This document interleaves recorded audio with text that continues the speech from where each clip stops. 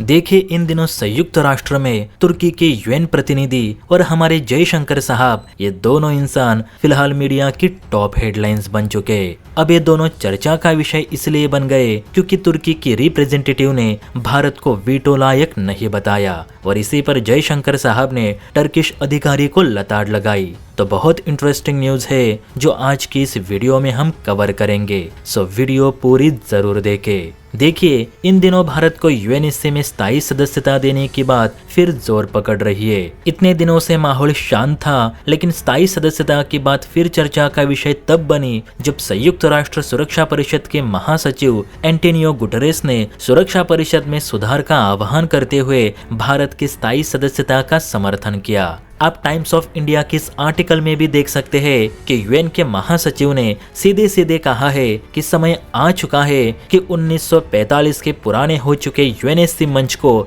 2025 का नया रूप दिया जाए, नए मेंबर्स चुने जाए, पुराने रूल्स को नए रूल्स में बदले जाए। भारत जैसे देशों को जो बहुपक्षीय व्यवस्था में एक महत्वपूर्ण आवाज के रूप में उभर रहे हैं, उन्हें वीटो का अधिकार दिया जाए ताकि इन दिनों यूएन के मंच पर जो एक तरफा फैसले के आरोप लग रहे उन्हें मिटाया जा सके। एंटोनियो गुटेरेस के प्रवक्ता स्टीफन दुजारिक का भी कहना है कि यही सही समय है जब पूरे मंच का रिफॉर्म करके एक नया यूएनएससी बना दिया जाए जिसमें नए मेंबर्स, नए रूल्स और नई पॉलिसीज लागू होंगी और ये भविष्य के यूएन के फैसलों में काफी मददगार साबित होंगे।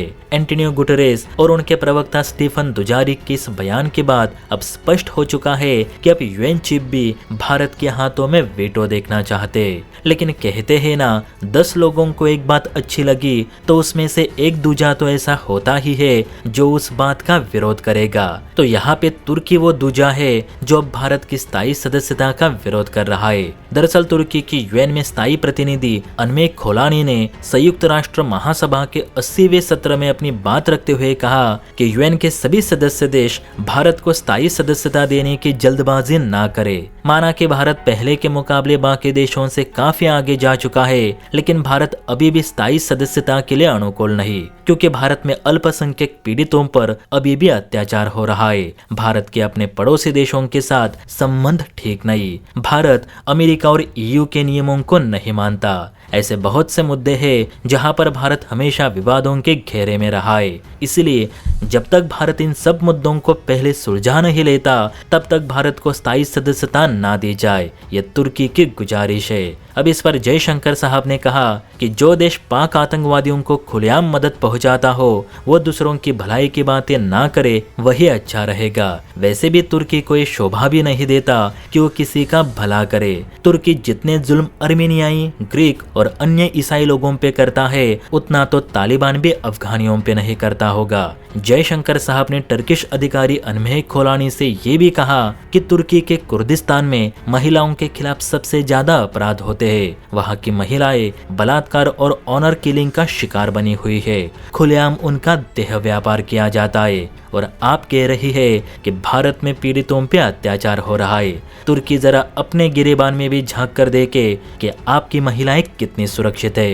वैसे भी आप एक यूएन अधिकारी है जिसका काम अपने मुल्क से संबंधित मुद्दे यूएन में उठाना है, ना कि किसी देश पे आरोप लगाना। रही बात भारत की स्थायी सदस्यता की, तो जयशंकर साहब के मुताबिक अंतर्राष्ट्रीय संगठनों की प्रभावशीलता लगातार कम हो रही है और बहुपक्षीय व्यवस्था पर हमला हो रहा है, जिसके लिए तत्काल सुधार जरूरी है। और ऐसा नहीं होता तो आधुनिक विश्व व्यवस्था के आधारभूत ढांचे ही टूट जाएंगे। इसीलिए भारत जैसे देशों को वीटो अधिकार देने जरूरी हो चुके हैं। बाकी इस पर V5 देश विचार करे।